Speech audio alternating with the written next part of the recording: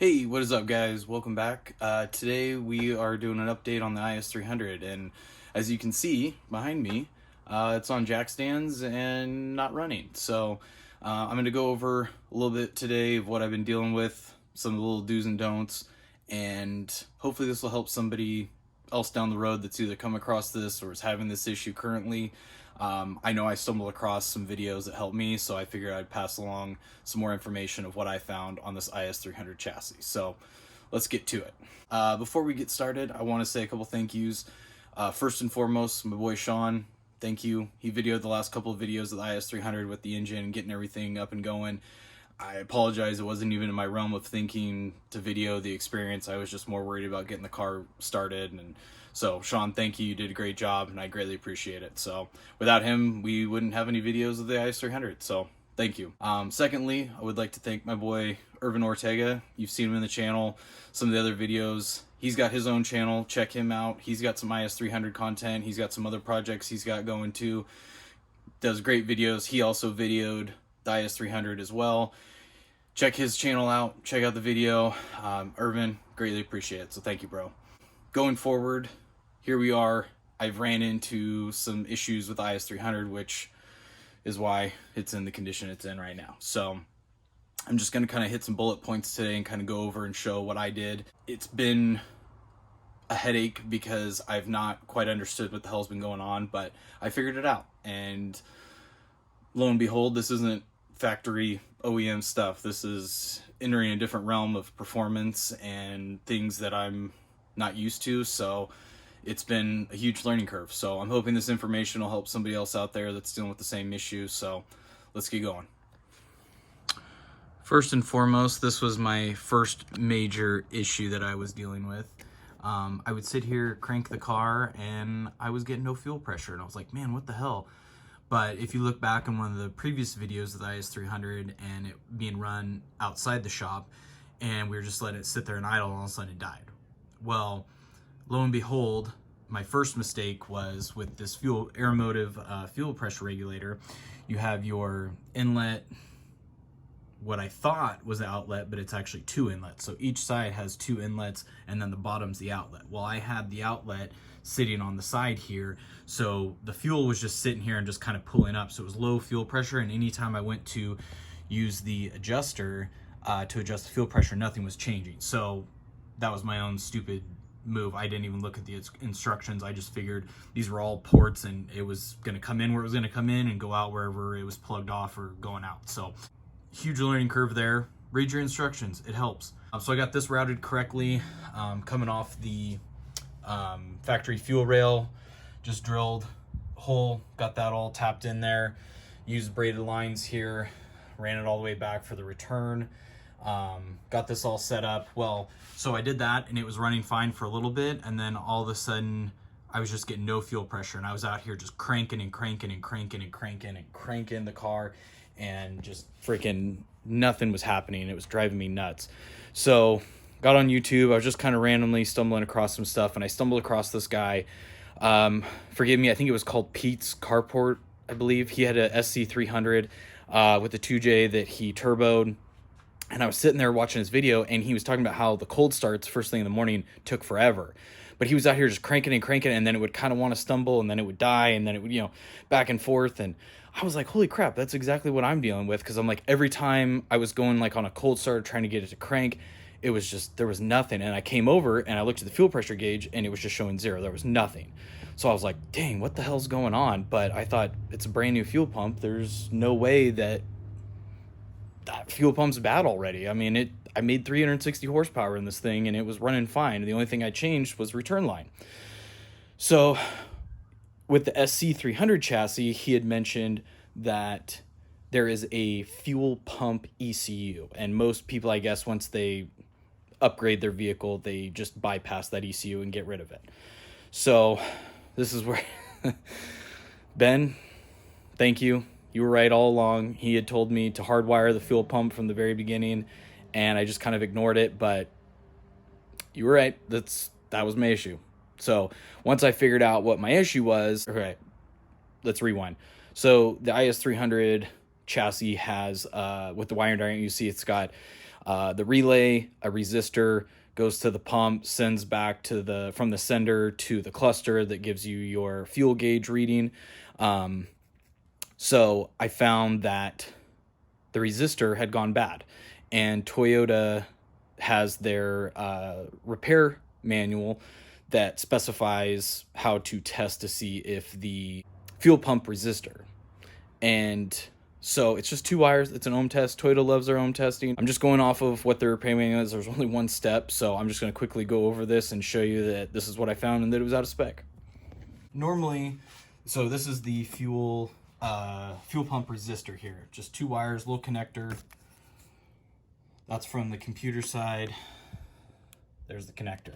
So when you ohm test this, these little 2 wires, there are 2 pins in there. This is the computer right here. I think it's mounted differently, but obviously with all this crap, I've had to rearrange and move brackets, but it's located on this side. So when you ohm test it, between the 2 pins here, just on the sensor side, or on the resistor side, I should say, it just shows 0.0.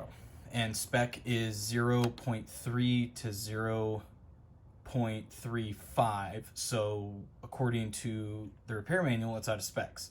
So what I think had happened is, you know, this chassis got 223,000 miles on it. So I think just crapped out. Now, whether updating, changing fuel stuff, was it just coincidence?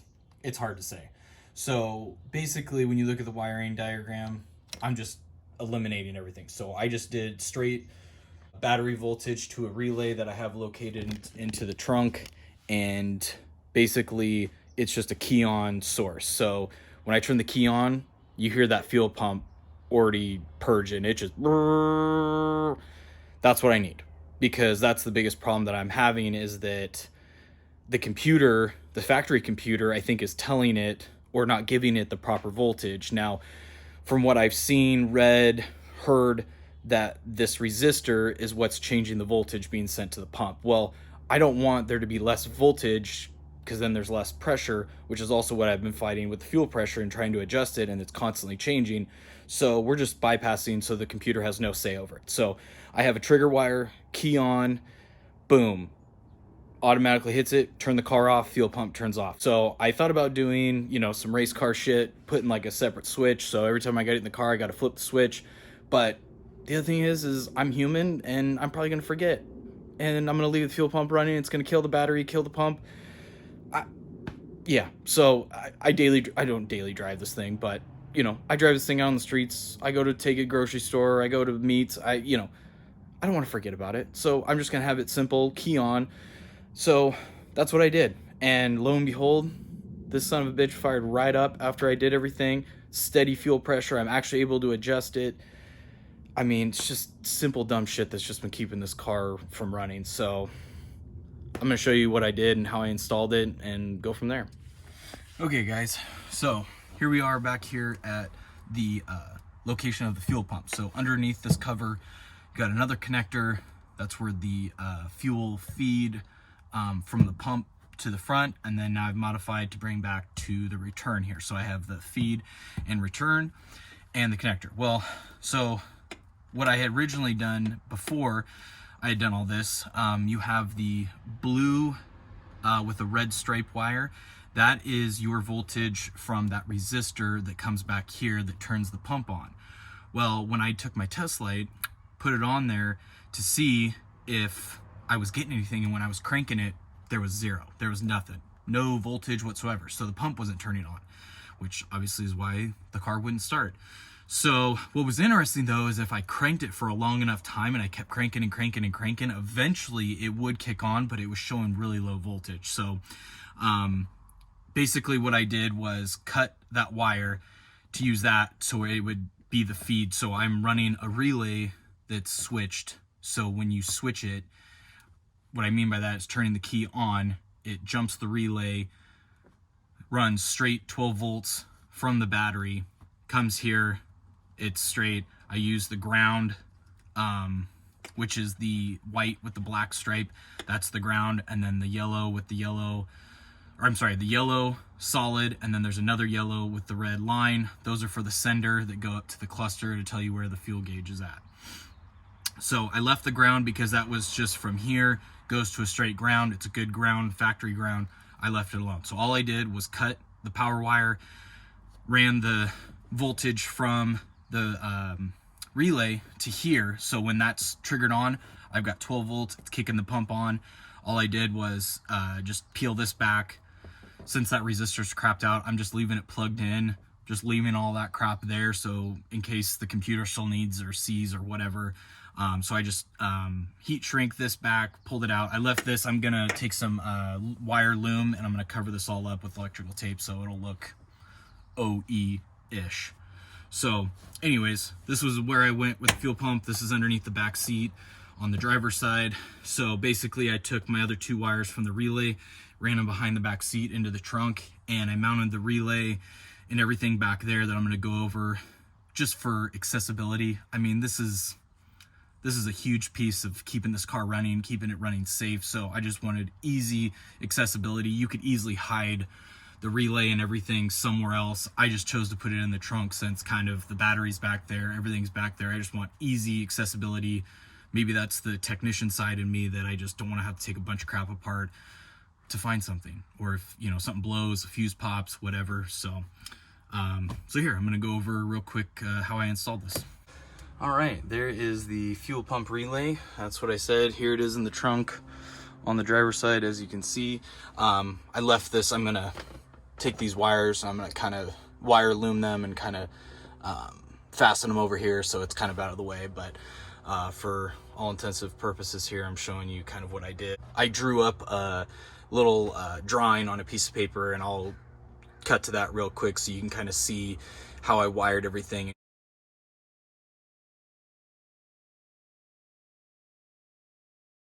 and kind of where it goes what, and got fuses. I mean, it's just, you know, it's good to be safe, make sure nothing gets burned up, and everything's legit and safe. So ran that all the way over here to the battery, but this is also with the battery relocation. This is obviously not a factory spot, so I have a circuit breaker back here. So if anything, if I got a trip, whatever, I just push this button, kills all power. This runs all the way to the front of the car. I've also got jumper leads up there in case I ever need to jump from under the hood for whatever odd reason. But right here, so once this is clicked, this is just goes straight to the battery here to this. This is the breaker. So if this pops, everything from here doesn't get any voltage. So that's, I want to make sure that I still utilize that. So this is for the fuel pump. So I ran this all the way back up over in here. That's the red wire you can see right there. So tried to color code my stuff and make things a little easier to see too, just in case something happens. But basically ran the wires from the back of the seat there up here, and that's about it. So got the fuel pump hardwired, and life is good. Thing fires right up. So I'm going to show you now. You can hear the fuel pump running.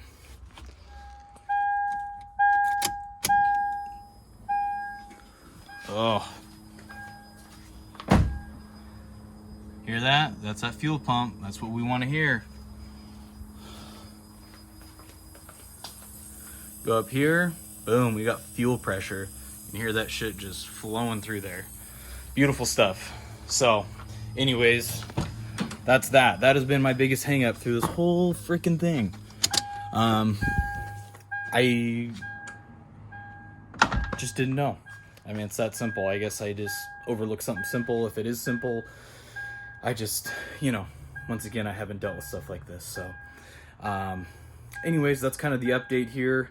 Hopefully this helps some of you guys out there. I don't know if if this is worth doing on a NA car that you haven't turboed. I don't know if anything I did caused what it did. Really, the only change I had was the return line. So do I think that caused any issues? No. I think it was just coincidental that that resistor took a crap, and here we are. But I do feel safer. I feel good that now I've got 12 volts plus. When the car's on with the alternator charging, it's probably gonna be about 13 and a half, maybe 14 depending. So I know I've got good voltage going to that pump. It's on, it's going, life is good. And I mean, with the turbocharged car, you don't want to be leaning out. You want fuel, and you want fuel pressure. So I'm gonna kind of go and sort through the last few things. I got to get the lowering springs on. I got matching wheels now. I got to paint the fronts real quick, get those on, get the lowering springs on, drive it around a little bit more. Hopefully I've got some better luck driving it this time, and go from there. And then I'm going to take it, get it dyno tuned. We're going to do like a safe break-in tune for the time being. I'm going to get some miles on it before we go and let her eat. But in case you haven't seen some of the other videos, go check out other videos of the car. I'm shooting for 500 horsepower with this thing, so fingers crossed all is well, and hopefully we make it happen. So thank you for sticking around. Thanks for watching these IS300 videos. Greatly appreciate it. Kind of was hoping to have this all done before summer, but I've got a busy life. I've got 3 kids, a wife, full-time job, so trying to do what I can in the time I have. So thank you for watching. Hopefully either late in the fall here, if the weather's still good here in the Pacific Northwest, hopefully we can take it to the track. I love to do like a drag night, kind of see what it runs in the quarter mile. You know, have some fun with it, take it to some meets, let some other people around here see it. Yeah, we'll go from there. So thanks again for watching. Catch you on the next one.